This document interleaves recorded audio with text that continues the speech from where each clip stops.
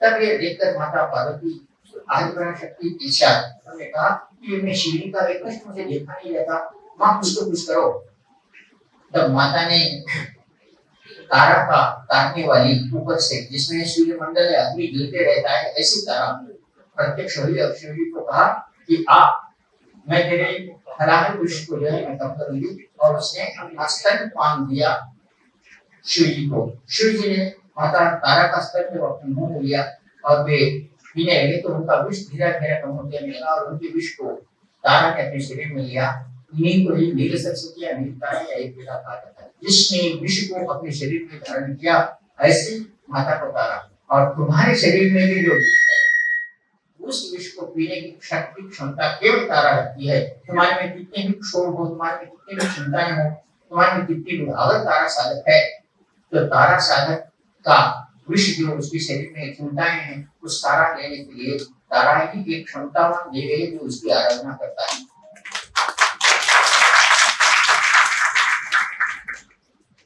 अभी इतने में मेरे पास अभी YouTube में आज तक तो प्रचार नहीं किया, मैं इसका देखने में प्रचार ज्यादा हो रहा है मेरा YouTube में वगैरह, मेरे ज्यादा भाषण प्रवचन वगैरह आ रहे हैं। तो बहुत सारे हिमाचल से, नेपाल से साधु आश्रम को आ रहे। तो एक साधु, दो साधु अघोरी आए थे और दो साधु आए थे जो उन्होंने कहा कि हमारे रात पर सपने में दिक्कत मेरी अघोर शिव जी ने कहा कि तुम उसके पास जाकर साधना से, वो स्वयं अघोरी नेपाल के रहने वाले। उन्होंने कहा बेटी माता रानी की साधना प्रणाम करो तुम्हें हमें मैंने देने। तो कहा कि आज तक ये साधना किसी ने नहीं की, गोरखनाथ जी के बाद अगर नेपाली कोई साधना की अघोरी की साधना है और ये गण है, इसकी साधना करेंगे। तो उन्होंने कहा कि गुरु जी एक बात हमें तो बताइए कि आप कितने दिन से साधना रखते हैं और आपकी आयु क्या है। मैं बोला आप बोलो मेरी आयु क्या होगी। शार्दुल को देखे और माता जी को देखे, गुरु आपकी उम्र ज्यादा है 50-55 साल होगी। मैंने कहा मेरी उम्र 73 साल है, 74 लेने वाला है। तो उसने कहा गुरु जी इसका रहस्य क्या है, हम अघोरी है, हम 50 साल में 3 घंटे नहीं बैठ सकते। मैं बोला आज मैं 10 घंटे बैठता हूँ तो उठता है साधना के लिए बैठा हूँ। और यह जो कारण है यह केवल और केवल अपने शरीर के विष को निकाल देने की क्रिया करने वाली देवी तारा देवी है। और तारा का तो आज भी माता जी आज भी तारा सतनाम को तो तब से लेकर आज तक निरंतर करके रोज तारा सतनाम को पाठ करती। शरीर में चाहे रोग आए भी चले गए हुए, लेकिन आप अगर बात करें तो यहाँ जब सम्राट अशोक को बुद्ध शुद्धोधन, उसके बाद जो बुद्ध अवतार हुए, बोधिसत्व हुए, उन्होंने आकर जब अशोक सम्राट को बौद्ध की साधना दी तब उन्होंने देखा कि सब लोग भिक्षु हो जाएंगे, भिक्षा बौद्ध भिक्षु कहलाए जाते हैं। बुद्धं शरणं गच्छामि या बौद्ध सभी लोग भिक्षा मांगते तो भिक्षा देने वाला कौन होगा, इसके लिए क्या करना होगा। तो सभी लोगों को प्रश्न उठा कि अगर भिक्षा ही मांगने लगे और बौद्ध भिक्षु योग्य साधना करने, योगी बुद्ध साधना करने लगे, समाधि रूप साधना करने लगे, खाली बैठते नाक बंद करके बैठने लगे, तो खाना कैसा कौन दे। तब उन्होंने विचार किया कि इसके लिए क्या करना चाहिए। तो उन्होंने देखा कि सनातन धर्म में महालक्ष्मी है जो अन्न वगैरह सभी कुछ प्रदान करती है, जैन मत में पद्मावती देवी, ऐसे हर जगह एक ही देवी शक्ति पंचकों लोगों को उस बात को, उस धर्म को ऊपर ला रहे हैं। तब उन्हें कहा कि हम इस देवी को हमारे पास लाए। तो यह जो तारा माता जो है, तारा माता की पहली उत्पत्ति माता पार्वती के कहने पर हिमालय में शिव जी जब अपने शरीर में आग हलाहल विष जमके इधर-उधर लोट-पोट कर रहे थे, तब तारा की उत्पत्ति हुई और तारा ने अपना स्तनपान कराया और हिमालय का स्थान था।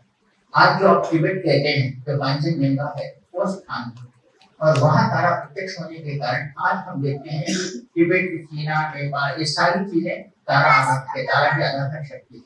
और वहां से जो तारा की आराधना आरंभ होते होते हुए इधर आए, हम पंच आरामों से आप अगर देखना चाहते हैं तो गुंटूर और अपने विजयवाड़ा तक आप पंच आराम वालों में सब बहुत संस्कृत है।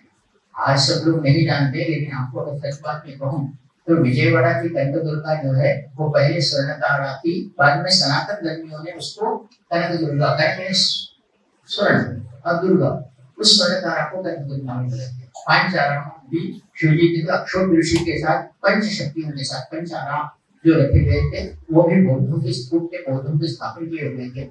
ऐसी यह जो क्रिया असम से लेकर हमारे पास अमरावती उड़ीसा से लेकर अमरावती तक सभी चीजें बौद्धों ने स्थापन की हुई थी और इनको स्वर्ण बनाने की क्रिया थी। अगर आप कभी गए हैं या नहीं गए हैं इन पंच आरामों में, जहाँ गुंडूर के पंच आराम में दाक्षाराम भीमाराम ऐसी तो वहाँ लंबे शिवलिंग है और उनके ऊपर देखते तो एक पीली परत चढ़ी हुई, पीली परत एक पीले रंग की मिट्टी समझो हम अगर हमारे बातों में हर शिवलिंग पर है और उसके ऊपर ये अभिषेक किया जाता है। सभी लोगों को पता नहीं कि वो पीली मिट्टी क्या है और उसकी उत्पत्ति कैसे हुई। तो अगर हम कहें तो जब बौद्ध उस कृष्णा नदी की तीर से ऋषिकुल्या नदी से आगे जा रहे थे तब उनको लगा कि हम भिक्षा मांगते कितने दिन जिएंगे। हर राजा को स्वर्ण चाहिए होता है, स्वर्ण की डिमांड पूरे विश्व में है, तो हम स्वर्ण तैयार करने की प्रक्रिया कैसे करेंगे, स्वर्ण तैयार करेंगे, स्वर्ण की प्रक्रिया कैसे करेंगे। तो उन्होंने बहुत उसके ऊपर परीक्षा की। तो उन बौद्धों में बोधिसत्व के साथ साथ और भी पिटक कहते हैं, पिटक उनके शिष्य बोलो या उनके पाठ कहने वाले, उनको मानने वाले वो लोग थे। और जब उनको पता चला कि कृष्णा नदी के शोर पर और ऋषिकुल्या नदी के शोर पर पारद है नीचे भूमि के अंदर, और उस समय खोद के पारद को निकालना बस की बात नहीं, खोद के पारद बाहर आता ही नहीं। तब सभी लोगों ने उस समय जिस क्रिया को किया वो बौद्ध तत्वों की क्रिया थी और उन्होंने अक्षोभ ऋषि शिवजी को प्रार्थना की और कहा कि आपके शरीर से शिव के वीर्य को ही पारद कहा गया है, पारद कहा गया है। और शिव के वीर्य में पारद आने का कारण क्या हुआ कि वह विष जो कहते हैं अगर अपने शरीर में पारद यूं ही लें तो शरीर फट के हम मर जाते हैं, पूरे अपने हृदय पड़ जाते हैं। पारद को कभी किसी में निकलता नहीं पारद, और उसको शिव वीर्य कहा गया। आप उस वीडियो को निकाल कर अगर उससे सुना बना सकते हैं तो श्रेष्ठता है। फिर वो पारद को प्राप्त करें कैसे? कृष्णा नदी के छोर पर, ऋषिकुल्या नदी के छोर पर, उस तुंगभद्रा नदी के छोर पर बहुत सारी चीजें यह पारद भूमि के अंदर था और उसको निकालना मामूली बात नहीं। तब उन्होंने तारा माता से प्रार्थना की और कहा कि हे तारा देवी ये बता दे हमारी ये गरीबी जाए कैसे। हम किसी को पूछते हैं तो अगर हम स्वर्ण दें तो लोग हमें महत्व देंगे, स्वर्ण का कार्य हो जाएगा, हमें इसके लिए क्या करना होगा। तो तारा कहते हैं कि तुम्हें अक्षोभ ऋषि की प्रार्थना करनी होगी।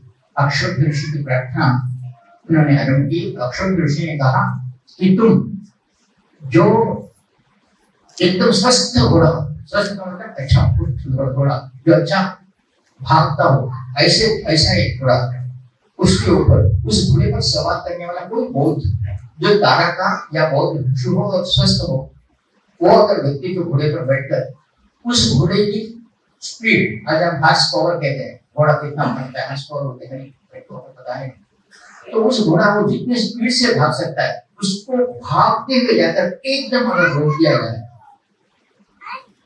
तो तुम उसका चमत्कार देखें। तो उन्होंने कहा कि प्रभु ये कार्य करे तो कौन करे। तो उन्होंने कहा ये कार्य तुम्हारे से होने वाला नहीं, कोई ऐसी स्त्री शक्ति चाहिए जो स्वयं तारा हो, और उस तारा स्वयं तारा होने के लिए कौन सी शक्ति को हम तारा को प्रसन्न करने की शक्ति करें।